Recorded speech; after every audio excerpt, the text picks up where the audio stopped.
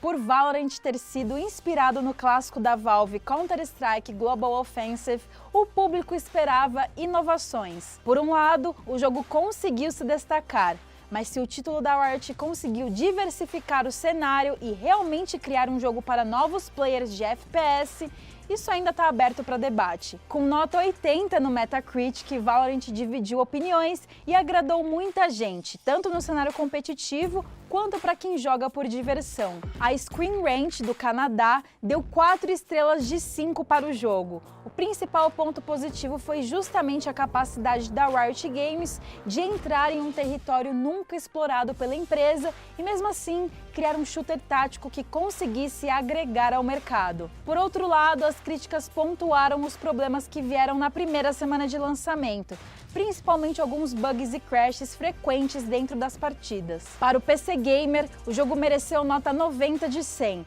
A nota foi atribuída por ser um jogo que conseguiu pegar todos os aspectos positivos do CSGO e transformar em algo diferente e interessante, somado à dinâmica da gameplay com poderes e habilidades. A análise critica o sistema de skins e menciona como pode ser difícil liberar os agentes por meio do sistema de progressão do jogo. E por fim, o brasileiro DN me deu 4 estrelas de 5. O site faz questão de enfatizar que Valorant é um jogo feito para durar anos, assim como Counter-Strike.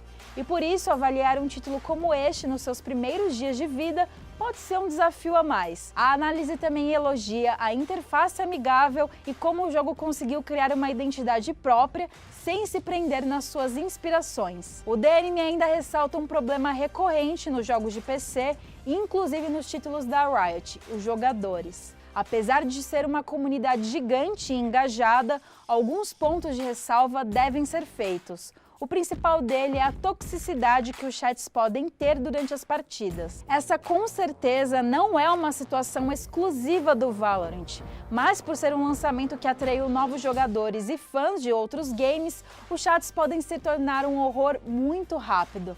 Um dos maiores problemas tem sido em relação ao machismo. Muitas streamers, pro players e jogadoras da comunidade relatam diariamente o quão desconfortável o jogo pode se tornar por conta de ataques e assédios. A Riot monitora os chats de texto dos seus jogos, mas como o Valorant tem um chat de voz constante e não monitorado, as coisas podem tomar rumos bem desagradáveis e complicados. Outra polêmica do jogo foi o sistema de anti-cheat desenvolvido para o Valorant. Antes mesmo do lançamento, a Riot anunciou que no dia 1 do jogo o anti-cheat já estaria disponível. Entretanto, vários jogadores levantaram uma grande questão quanto ao sistema usado no jogo. Já na fase de beta aberto, já era necessário instalar o Vanguard, sistema de anti-cheat de Valorant. E antes de algumas atualizações, o sistema rodava em segundo plano desde o momento em que você ligava o seu computador. Ele atua como qualquer anti-cheat, verificando aplicações abertas simultaneamente com o game e tomando atitudes necessárias em caso de uso de hacks e cheats. Porém, apesar desses mecanismos serem importantes em qualquer jogo hoje em dia para manter a competitividade, muitos jogadores ficaram preocupados com o nível de acesso do aplicativo. Um grupo de usuários do fórum Reddit chegou à conclusão que o Vanguard estava instalado em uma parte do computador onde ficam os sistemas essenciais. Normalmente é nesse local onde são instalados os antivírus. A polêmica começou quando os jogadores ficaram cientes de que para jogar Valorant eles precisariam expor o PC completamente para a Riot Games. O maior medo dos jogadores era de que se um dia a Riot tivesse seus servidores invadidos, o hacker teria acesso a todos os computadores que jogam Valorant. Isso resultaria em um grande vazamento de informação e violação de privacidade de todos os PCs que tivessem o jogo instalado. A Riot publicou uma nota oficial em seu site afirmando e garantindo a todos os jogadores de Valorant que o Vanguard é seguro. A empresa chamou o software de necessário, justamente para manter a competitividade. Além disso, foi explicado o porquê do anti-cheat ser instalado tão profundamente nas máquinas e, principalmente, deixou claro que as informações dos jogadores estão no topo das preocupações. Por fim, agora para instalar o anti-cheat, você tem a opção de escolher que ele fique ativo apenas quando o jogo estiver aberto, o que tranquilizou a comunidade. Agora a gente vai dar um pause no Valorant e bora chamar o Jefferson Caio e o Maxon Lima com o Mais Geek de hoje. Fala, Bruna. E aí, Como é que Bruna? vocês estão? Game Shark. Hoje a gente vai ter terror. Aqui, mas olha aqui, Chegou ó. a hora. Olha aqui, ó. Tá chegando a hora. Aproveitando o The Medium, né? Que tá pra sair. Uhum. Eu acho que é um momento oportuno. Você vai me dizer se é ou não, mas pra gente falar de Layers of Fear. Foi o começo dessa produtora polonesa, Bloober Team, a se enveredar pelo terror. Desde então eles só têm feito jogos de terror, eu espero que eles continuem assim. Porque eles têm os lançamentos antes do Layers of Fear, mas na época tava aquele estardalhaço do Playable Teaser, né? Do vai não vai, com a ressurreição do Silent Hills, Sim. da franquia Silent Hill. Sim. E acabou não indo, porém a gente teve um monte de jogo de terror legal. Esse é um dos que eu encaixaria nessa categoria. Assim. É mesmo? Caramba, mano. Eu não tenho nem ideia do que seja, tipo, Layers of Fear. Assim... É um jogo em primeira pessoa, óbvio. Ele segue muito esse padrão pós-Amnesia The Dark Descent. Os jogos de terror da década de 2010 ali, é em primeira pessoa, focado em exploração, que puxa lá de trás, lá da época do Super Famicom, do Clock Tower. Ele mira susto, não?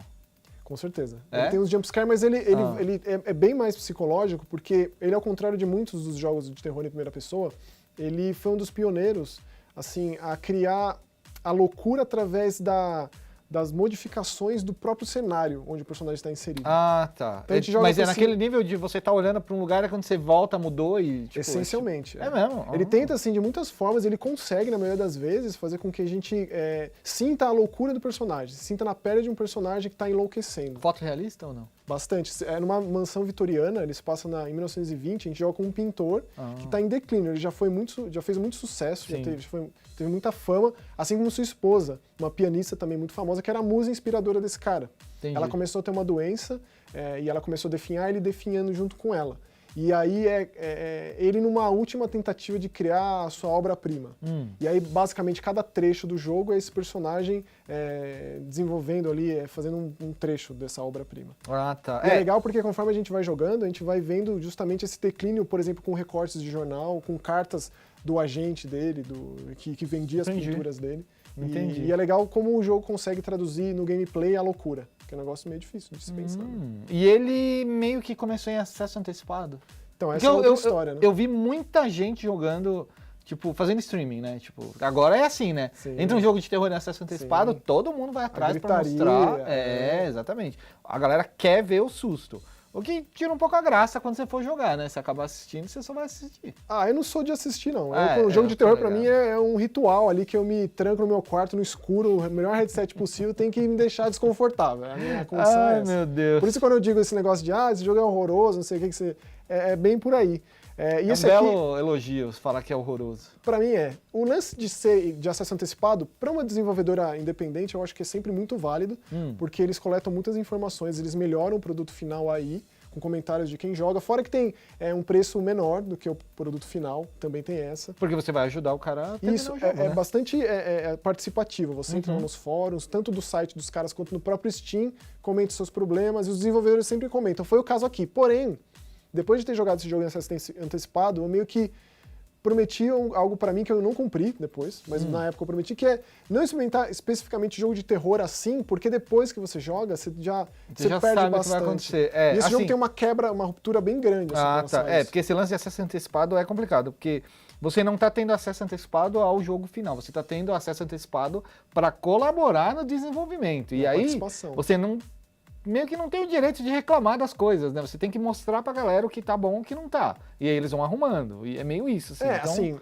é porque eu vejo muita gente pedindo dinheiro de volta nesse tipo de situação. E não é bem assim que funciona, sabe? Com certeza. E aí ficou claro porque o trecho de acesso antecipado é uma coisa bem mais refinada, que eles tiveram mais tempo pra mexer. E aí tem um pedaço ali que é basicamente o terceiro ato, digamos assim, do jogo.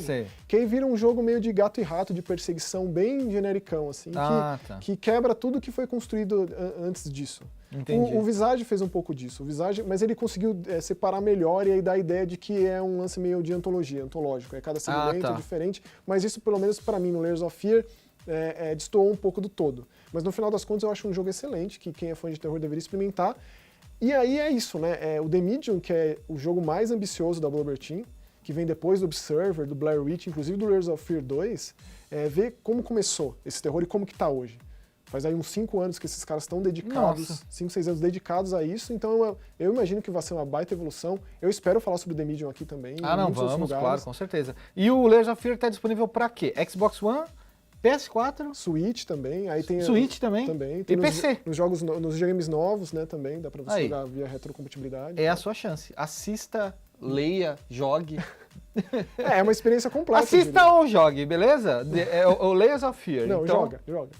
Ele é o cara. Então, tchau, Bruna. Valeu, tchau. E com esse lindo bloco do Mais Geek, a gente vai para mais um intervalo, mas fica tranquilo que já já a gente está de volta.